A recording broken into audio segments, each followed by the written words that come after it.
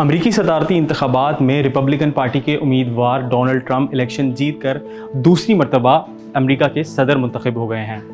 वैसे तो इनकी जीत को दुनिया भर में मुख्तलिफ जावियों से देखा जा रहा है, लेकिन ट्रंप की ये फतह पाकिस्तान के लिए क्या मायने रखती है, इस पर ज़रा नज़र डालते हैं। ट्रंप की अमरीका फर्स्ट खारजी पॉलिसी ये वाज़ेह करती है कि इनकी तरजीह सिर्फ अमरीका के मफादात होंगे। इसका मतलब ये कि पाकिस्तान के साथ ताल्लुकात भी फौरी माशी और सिक्योरिटी मफादात तक महदूद हो सकते हैं और लॉन्ग टर्म पार्टनरशिप के बजाय मखसूस मकासद पर जोर दिया जाएगा, जिससे पाकिस्तान को मिलने वाली गैर मुल्की इमदाद में कमी आ सकती है। बतौर अमरीकी सदर अगर हम ट्रंप की पहली मुद्दत के दौरान अमरीका और पाकिस्तान के ताल्लुकात का जायजा लें तो ये कहना गलत नहीं होगा कि ये काफ़ी पेचीदा थे। साल 2018 के शुरू में डोनाल्ड ट्रंप ने एक ट्वीट में पाकिस्तान पर शदीद तनकीद करते हुए कहा कि अमेरिका ने 15 सालों में पाकिस्तान को 33 अरब डॉलर की इमदाद दी, लेकिन पाकिस्तान ने इनके मुताबिक अमेरिका को झूठ और धोखे के सिवा कुछ नहीं दिया। इन्होंने मजीद कहा कि पाकिस्तान ने अफगानिस्तान में कार्रवाई करने वाले दहशतगर्दों को पनाह दी। ये बयान ट्रंप की 2018 में दी गई अफगान पॉलिसी का हिस्सा था, जिसमें पाकिस्तान पर दहशतगर्दों के खिलाफ मौसर कार्रवाई न करने का इल्जाम आयद किया गया था। लेकिन फिर अगले ही साल वही सदर ट्रंप पाकिस्तान के वजीर आजम के साथ व्हाइट हाउस में बैठकर उन्हें अपना अच्छा दोस्त करार दे रहे थे।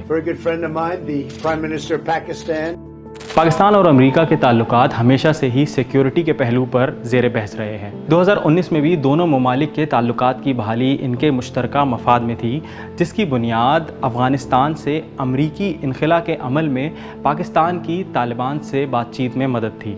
इसके अलावा पिछली 2 दहाइयों से जब भी अमेरिका में पाकिस्तान का जिक्र हुआ तो ये ज़्यादातर अफगानिस्तान से जुड़े मामलात के हवाले से ही होता था। ट्रंप की पहली मुद्दत के दौरान अमेरिका और चीन के दरमियान शदीद तनाव देखने में आया, जिसमें तिजारती जंग और चीनी सरमायाकारी पर पाबंदी समेत दीगर पाबंदियां भी शामिल थीं।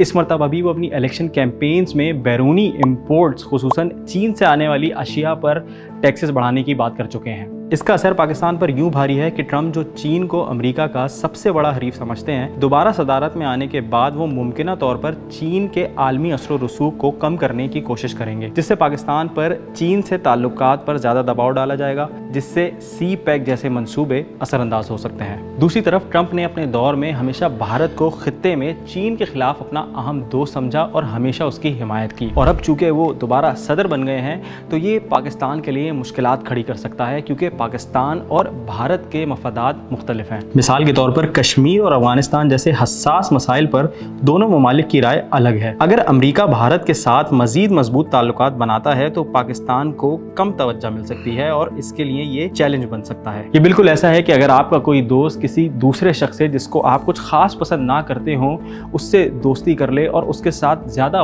वक्त गुजारने लगे तो आपको लगेगा कि आपकी अहमियत कम हो रही है। अगर मुल्की सियासत में अमरीकी मदाखलत की बात की जाए तो ट्रंप, जो कि बानी पीटीआई को अपना अच्छा दोस्त कहते थे, इनकी गिरफ्तारी पर खामोश रहे, जिससे ये जाहिर होता है कि वो पाकिस्तान की सियासत और इसके अंदरूनी मामलात में सिर्फ उस हद तक दिलचस्पी लेंगे जब तक कि इनका ताल्लुक बराह रास्त अमरीका से जुड़ा हो।